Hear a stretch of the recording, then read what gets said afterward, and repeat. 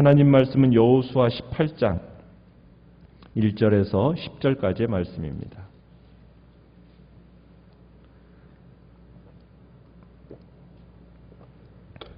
여호수아 18장 1절에서 10절까지의 말씀을 교독하겠습니다. 18장 1절입니다. 이스라엘 자손의 온 회중이 실로에 모여서 거기에 회막을 세웠으며 그 땅은 그들 앞에서 돌아와 정복되었더라.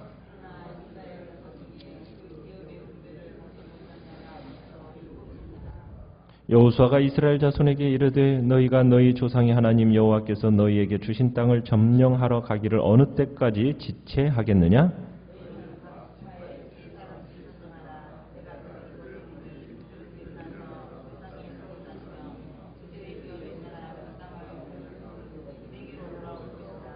그들이 그 땅을 7부분으로 나누되 유다는 남쪽 자기 지역에 있고 요셉의 족속은 북쪽에 있는 그들의 지역에 있으니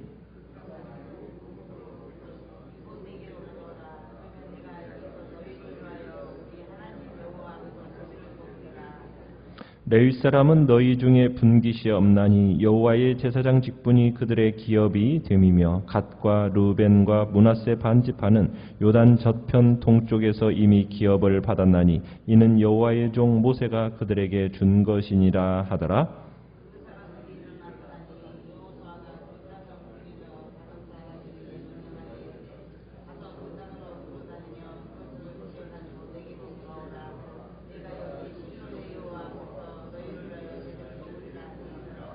그 사람들이 가서 그 땅으로 두루다니며 성읍 뜰을 따라서 7부분으로 책에 그려서 실로 진영에 들어와 여호수아에게 나아오니 여호수아가 그들을 위하여 실로의 여호와 앞에서 제비를 뽑고 그가 거기서 이스라엘 자손의 분파대로 그 땅을 분배하였더라. 아멘. 오늘 말씀의 제목은 사명은 멈추지 않는다라는 제목으로 말씀을 나눕니다. 우리가 어제 말씀까지 유다와 요셉 자손에 대한 기업 분배가 마쳐졌습니다. 유다와 요셉 자손의 기업 분배가 마쳐진 다음에 오늘 1절에 보면 이스라엘 자손들을 실로 하나님의 임재 상징인 이 회막을 이 실로에 세우게 됩니다. 그리고 이스라엘 백성들이 그곳에 모이게 되죠. 회막이 실로에 세워졌다라는 것은 이제부터 실로가 이스라엘의 종교적, 정치적, 군사적, 행정적인 중심지가 된다라는 이야기입니다. 여호수아가 기업 분배 중간에 갑자기 이처럼 회막을 실로에 전격적으로 건립한 데에는 어떤 그보다 근본적인 이유가 있습니다. 그것은 유다와 요셉의 그 기업 자손이 이제 기업 분배를 받은 상태에서 아직 나머지 7지파가 기업을 분배받는 데 있어서 소극적인 태도를 보였기 때문입니다. 아직 이 기업을 받지 못한 이 7지파가 유다와 요셉 자손에게 이미 어떻게 보면 가나안의 좋은 땅들이 돌아갔어요. 이제 남은 땅은 어떻게 보면 산지와 척박한 토지만 남아 있습니다. 거기다 장차 이제 각 지파별로 전개될 가나안 정복 전쟁에 대한 두려움이 또 이제 그들 마음속에 있어요. 지금까지는 전체 12지파가 함께 싸우는 전쟁이었다면 이제부터는 각 지파가 자기 땅을 중심으로 해서 전쟁에서 그 땅을 취해 나가야 되는 방식을 취하는 겁니다. 그런데 이 기업 분배에 있어서 지금 7지파들이 소극적인 태도를 보이는 겁니다.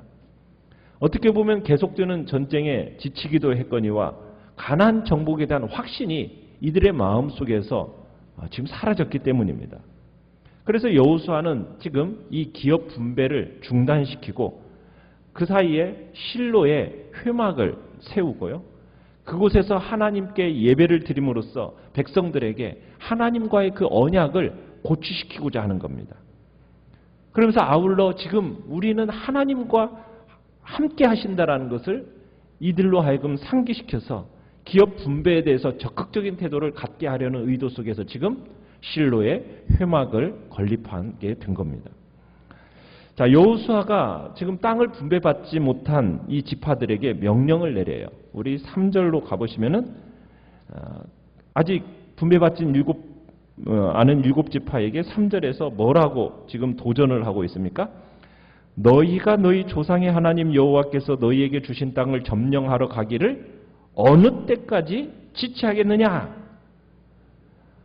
지금 아직 땅을 분배받지 못한 나머지 일곱 지파에게 이 땅 분배의 소극적인 것을 어떻게 보면은 이 단적인 모습을 보여주고 있는 거잖아요. 그것에 대해서 그들에게 지금 도전을 하고 있는 겁니다. 지금 일곱 지파가 땅 점령하기를 지체하고 있어요. 왜요? 어떻게 보면 하나님의 그 크신 경륜을 올바로 이해하지 못했기 때문입니다. 그러니까 그로 인해서 이 가나안 족속을 물리치기보다는 지금 오랜 여행과 전쟁으로 우리의 심신이 지금 피곤하다. 우리의 피로를 씻어야 된다라는 어떤 욕망이 더 강해졌습니다. 그리고 거기에다가 일곱 지파는 지금 땅 분배 이후에 이루어질 각 지파별로의 그 전쟁, 정복전쟁, 이제 각 지파별로 정복전쟁을 이루어가야 되는데 그 정복전쟁의 수행에 대한 어떤 두려움, 거기에다가 지금 현 상태에 대해서 만족하고 안주하고자 하는 마음, 이것 때문에 하나님께서 지금 이들에게 주신 약속의 땅에 대한 가나안 완전 정복이라는 이 원대한 꿈을 잃어버리고 있다는 거예요. 어떻게 보면 이제 지금까지 온갖 고생을 다하면서 이루어왔던 이 모든 것들이 전부 원점으로 지금 되돌아갈지도 모르는 안타까운 일이 생긴 겁니다. 기브온 전투에서의 승리, 메론 물가 전투에서의 승리, 거기에서 지금 가나안 족속의 세력은 정말 크게 약화가 되었거든요. 그렇지만 아직도 산발적으로 곳곳에는 가나안 사람들이 이곳저곳에 포진되어 있어요. 이런 상태에서 이스라엘의 진격을 멈춰버린다면 그들이 다시 힘을 얻어가지고 이스라엘을 대항할 것이 뻔해요. 분명합니다. 그래서 지금 여호수아는 다시 이스라엘 백성들을 향하여서 질책하고 독려하면서 지금 게으름으로 인해서 너희들의 그 게으름으로 해서 어떤 결과가 초래될지 모른다. 장담할 수 없는 상황이다라고 하면서 그들을 향하여서 지금 질책하면서 독려하고 있는 겁니다. 여러분, 이러한 모습은 오늘날 우리 성도들과 그 상황과 흡사합니다. 우리는 그리스도의 십자가의 사역과 그분의 부활로 말미암아 사탄의 세력은 현저하게 치명타를 맞아서 현저하게 그 세력이 약화되었습니다. 우리는 예수 그리스도의 이름으로 이제 나아가면은 그 이름 앞에 저항할 능력이 상실된 존재가 이 사단과 약한 세력들입니다. 우리 그리스도인들은 누구든지 예수 그리스도의 이름을 의지해서 사탄의 세력을 경멸시킬 수 있는 그런 존재란 얘기입니다. 그런데 아무런 가만히 앉아가지고 아무런 노력도 없이 게으른 상태 가운데 있다면 이 사실은 적용되지 않아요. 어떻게 보면 육신의 안일함만을 도모하고 슬금슬금 뒤로 물러나서 영적 전선에서 이탈하면 사탄은 우리를 향하여 무섭게 다시 덤벼들 겁니다. 그렇기 때문에 우리는 영적 전쟁이 끝나는 그날까지, 그래서 승리의 나팔이 울려 퍼지는 그 순간까지 우리 성도에게는 게으름이라는 것이 용납될 수가 없는 겁니다. 전쟁이 끝나기 전에 갑옷을 벗어버리는 병사는 어떻게 되겠습니까? 그것은 조롱당하거나 죽임당할 수밖에 없는 겁니다. 우리 성도들 역시 마찬가지입니다. 영적 전쟁에 지금 우리는 한창 진행 중인 영적 전쟁에 참여하고 있는 전사라는 얘기입니다. 하나님의 좋은 군사라는 얘기입니다. 그러면 우리는 하나님의 전신 갑주를 절대로 벗어던져서는 안 됩니다. 구원의 투구를 쓰고 그걸 단단히 졸라매고 그 다음에 우리가 믿음의 방패를 들고 성령의 검 하나님의 말씀을 들고 세상을 향하여 나아가 싸워야 됩니다. 마지막 나팔, 승리의 나팔이 마음껏 정말 울려 퍼지는 그날에 우리가 마음껏 쉴 수 있는 겁니다. 그때까지는 우리의 모든 게으름을 물리치고 영적 군사로서 합당한 삶을 살아 나가야 되는 겁니다. 여호수아는 지금 각 일곱 지파에게 이 얘기를 합니다. 4절에 가보면은 세 사람씩, 그러면은 총 몇 명입니까? 21명이에요. 그죠? 일곱 지파니까. 총 21명을 선발해서 땅을 돌아본 다음에 남은 지역을 7등분한 지도, 그걸 그려오도록 지금 명령을 내립니다. 그러면 이 그려온 지도를 근거로 해서 남은 지파의 땅을 어떻게 해주겠다는 겁니까? 제비뽑기로 각 지파에게 그 땅을 분배해 주겠다고 합니다. 그래서 이제 이 7지파의 사람들이 분배받을 땅을 그려올 사람들을 보내죠. 21명의 이제 지파 대표들이 여호수아의 지시를 받아서 조금도 어김없이 정확히 수행을 하게 됩니다. 그 땅을 어떻게 하라고요? 두루 다니며 그려라. 그죠? 그려라. 4절에서도 그 땅을 그려가지고 내게로 돌아와라. 그 다음에 또 8절에 가서도 그 땅을 그려가지고 내게로 돌아와라. 얘기를 하고요. 그리고 9절에서도 그 땅으로 두루 다니면서 가지고 내게로 나오라. 그 땅을 7부분으로 나누어 그려라. 그래서 그 명령을 완벽하게 수행을 해냅니다. 그리고 그들이 그려온 어떻게 보면은 미 분배지 지도를 가지고 그걸 기초로 해서 7지파의 기업을 확정하게 됩니다. 그 증거로 이제 미 분배지의 지도를 근거로 해서 이제 땅을 분배해 주는 거예요. 어떻게 보면은 이 21명의 정탐꾼들은 보이지 않는 곳에서 그 이름이 드러나지 않지만은 신실하게 그들 자신들의 이제 사명을 감당하게 되죠. 자, 그리고 나서 이 미 정복지의 지도를 보고 어떻게 분배를 합니까? 제비뽑기로 분배를 하죠. 이 가운데서 하나님이 함께 하신다라는 것을 역력하게 보여주는데 지금 이 일이 시작되는 게 어디에서부터 시작이 되고 있습니까? 회막에서부터 시작이 돼요. 그죠? 실로에서의 회막. 회막이라는 것은 뭘 상징하는 거예요? 하나님의 임재의 상징이죠. 그러니까 하나님의 임재의 상징인 그 회막에서 이 일이 진행이 됩니다. 그러면서 강조되는 표현이 있어요.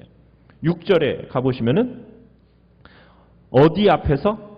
여호와, 하나님 여호와 앞에서 제비를 뽑으라. 자, 8절에도 가보시면은 실로의 여호와 앞에서 너희를 위하여 제비를 뽑으리라. 10절에도요. 실로의 여호와 앞에서 제비를 뽑고. 반복되는 단어가 뭡니까? 여호와 앞에서. 여호와 앞에서. 그리고 여호와 하나님이 주관하는 방식인 제비 뽑기로 이 분배가 이루어지고 있다라는 겁니다.